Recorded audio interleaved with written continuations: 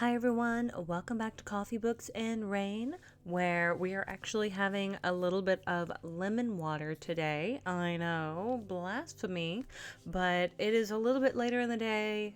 I've got work tomorrow. I tend to get up about 5 a.m., so I have to cut off the coffee at some point during the evening. I do think, though, that I will be going for a hot chocolate after I get done recording and put in a ton of marshmallows. So the caffeine might not get me, but I'm certain the sugar overload probably will. Oh well, them's the breaks when you want a nice warm beverage sometimes. But we are talking today about The Doomsday Vault by Stephen Harper. Now, this is Clockwork Empire #1, and funny enough, when I got this audiobook on Netgalley, it sounded super familiar. So when I pulled up the Goodreads, actually before this particular episode of recording, I recognized the cover because I used to own this book. Now, I do think that when I moved from Chicago to LA, I had I culled down some of my books. I had just had so many, and I ran out of space and bookshelves and all of that at the time. My studio apartment did not hold any more books, and I really didn't have just like I had a lot of closet space, but I utilized that closet space. But looking at this cover, I had this book at one point in my life. I remember reading this book quite a few years ago. So when I was looking at it and as I was listening to it, I was like, man, this seems so familiar. Well, this book first published November 1st of 2011. And so that's why it feels so familiar, because I do actually think I had this book, I would say a good 10 to 12 years ago, and have only just recently, and I'm saying like within the past couple years, culled down my library with the need to, with moving and stuff like that. So when this popped up as an audiobook that was available on NetGalley, I was eager to pick it up. I really did not realize at the time that I had already read it and had it, but listening to the audiobook, I was able to get back into the story and enjoy it almost for the first time again. So let's just dive into the summary. It's pretty short. In a clockwork Britannia, Alice's prospects are slim. At 21, her age and her unladylike interest in automatons have sealed her fate as an undesirable marriage prospect. But a devastating plague sends Alice off in a direction beyond the pale, towards a clandestine organization, mad inventors, life-altering secrets, and into the arms of an intrepid, fiddle-playing airship pilot. Now, this is considered steampunk, fantasy, zombies, romance, and sci-fi. So you can also put this under alternate history, because steampunk definitely had like a fairly big heyday, so to speak, probably in and around 2010, 2011. I even remember going to a Halloween party that the theme was Steampunk Halloween Party, and me and a group of my friends dressed up as the different members of Clue. So I think I was Miss Peacock, and my partner at the time, I think he was Professor Plum. And then we had, Miss Scarlet and Colonel Mustard, and it was just a ton of fun. And I still think I can find that dress in my closet. It's like, it was a dress that I had actually worn at I think it was like my senior homecoming or something like that. So decades ago.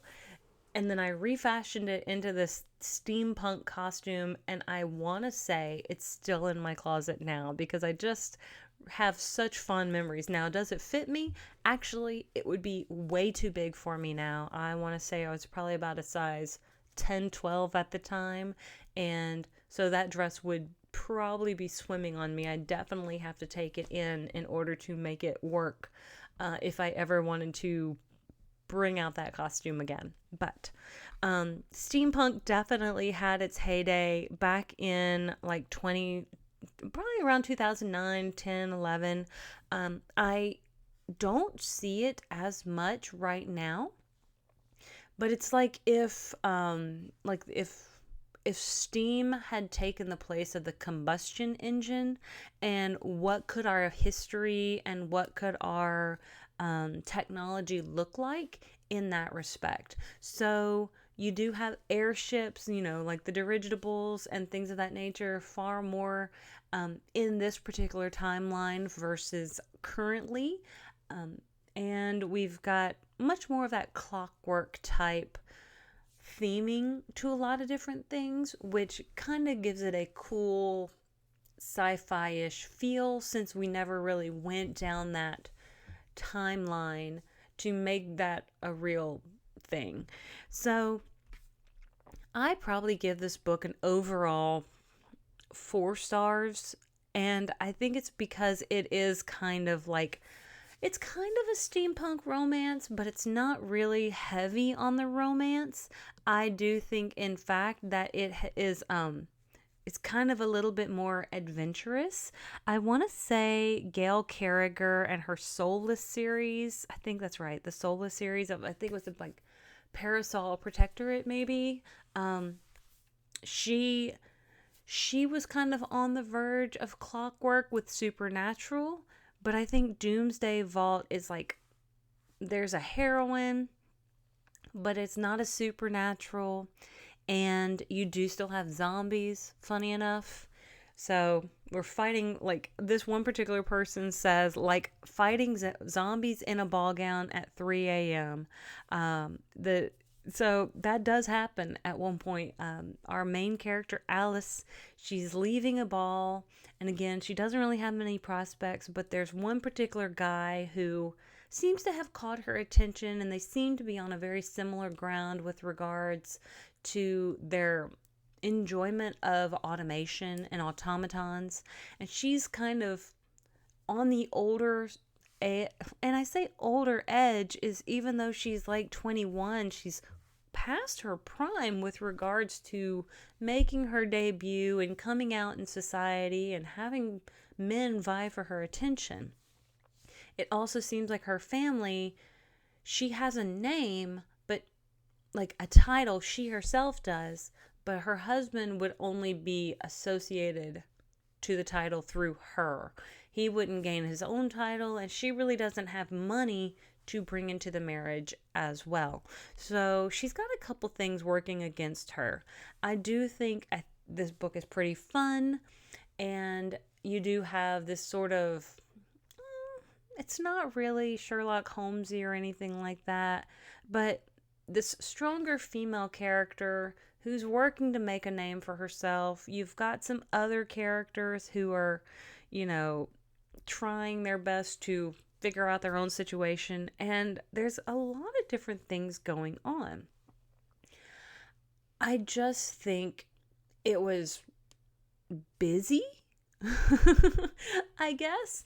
The first probably third of the book, if it's a 300-page book, I would say the first 100 pages of the book is kind of slow. We have to build up to all of this stuff, and then we kind of get into the groove of it, and then the final 50 pages of the book, the final not even a little bit less than a third, is where all the action happens. So you do have a middle point where it feels like we're not going anywhere anytime fast. But I thought the narration really helped bring this book to life for me. I think there are some books that do well with, just being read and you using your own internal narration. There are some books that work a little better for me being read to me, especially when a lot of things feel like they're going on.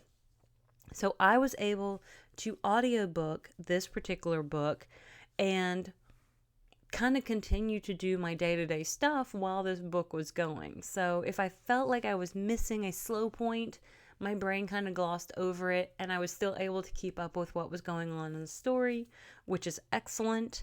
And then on my drive to work, it's pretty engaging enough to where, you know, it's not putting me to sleep on my 6:30 drive to the office. So all in all, I liked it. I had a good time with it. Is it perfect? No. If you haven't read or you haven't picked up a steampunk book in a while, this may be a fun one to dive into, with just that speculative history of that alternate history of what if we had gone down the steam-powered pathway instead of the combustion-powered pathway, and see what you think. There is that supernatural-esque element where you have the zombies that's affecting a lot of people, and for some it makes them sort of like this mindless like zombie, but for some it makes them these like incredibly smart masterminds.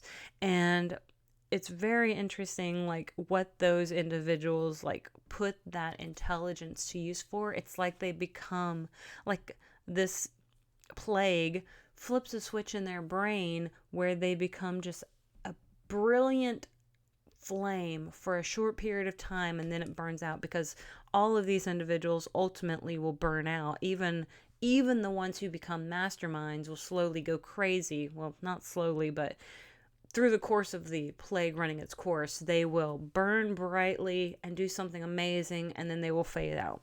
But the only thing I do also wish is that Lady Alice is a little bit, well, a lot of bit indecisive, and she waffles on a lot of things, and I just wish that she could just be, like, if she's gonna be a strong, independent woman, then be a strong, independent woman. But she kind of waffles back and forth quite a bit, and I think that was where I also, like, was just frustrated. I want to grab her by the shoulders and just shake her and just be like, woman, make up your mind. So, all of that being said, it's a fun book. It's engaging. I think it brings something new to the table when it comes to the fact that I haven't seen just a ton of steampunk books here lately. Now, I think the Netgalley book that I got, the Doomsday Vault book that I got, was specifically to encourage individuals to go out and find the audiobook, because the paperback book that I know I had released in 2011. So if you're interested, the audiobook will be out soon. I do not remember when my Netgalley said that it was supposed to archive or when it was publishing, but must be pretty soon. I'm just kind of looking. Oh yeah, here it is. Open Road Media is going to release an audiobook for the Doomsday Vault in 2024. So I'm just going to click on that edition, and it does have a different cover than the one that was released in 2011, but it seems as though this particular one is going to be it says September 17th of 2024 is when the it looks like maybe the audiobook version was released. So there you go. I think that's gonna say it all. I don't think there's a lot to spoil with this book other than just how things play out, but I'm not gonna spoil it for you. If you're interested, go find it and see what you think. It does say it's book 1 of the Clockwork Empire, so it is very possible that there are more books in the series that I have never dived into. The second book is The Impossible Cube. It looks like there is The Dragon Men and The Havoc Machine. So it looks like there are a total of 4 books in this particular series of steampunk / clockwork things going on. And, you know, I've only read the first one, but I would be interested to continue this series since now I know that there are more to go find. But thank you so much for joining me on this journey. I hope you'll like and subscribe. Come back and see what we're reading in the future. February has a lot of fun books, and I think here in probably the next little while, I am going to do a bit more of a breakdown of Wind and Truth, probably breaking it down. Supposedly that book takes place over 10 days, so I'll probably do a review of day 1 through 5, and then I'll do a review of day 6 through 10. There probably will be spoilers in that, but there are not spoilers in Doomsday Vault. So there you go. But until next time, thank you so much. I'll see you on the next page.